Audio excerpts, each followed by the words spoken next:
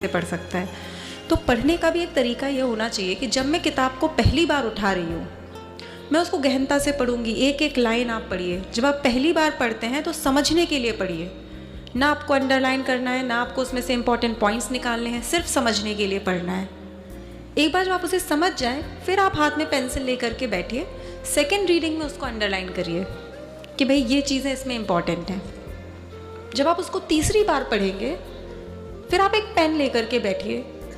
जो आपने पेंसिल से अंडरलाइन किया था, अब आप दोबारा वही पढ़ेंगे। दोबारा पूरी किताब तो पढ़ने नहीं बैठेंगे, क्योंकि आपको मालूम है जो इंपॉर्टेंट था आपने पेंसिल से अंडरलाइन कर लिया।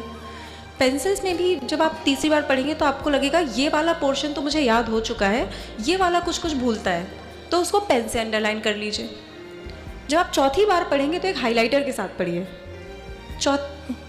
आप पूरी उसमें देखेंगे कंटेंट फिल्टर आउट होता है। अगर कोई कहता है कि मैंने परीक्षा के लिए किताब 10 बार पढ़ी है, तो आपको लगता है कि उसको 10 बार उतना ही समय लगना चाहिए पढ़ने में? हर बार समय कम होना चाहिए। इतना कम होना चाहिए कि जब आप परीक्षा के पहले बैठें तो आप अपने किताब के पन्नों को जब पलटाएं तो आपको पता हो कि किस पेज पे क्या इंपॉर्टेंट है और मुझे क्या पढ़ना है, और लगभग फिर आप 1 घंटे में रिवाइज़ कर लेते हैं। तो ये एक प्रोसेस है रिविज़न का और पढ़ने का।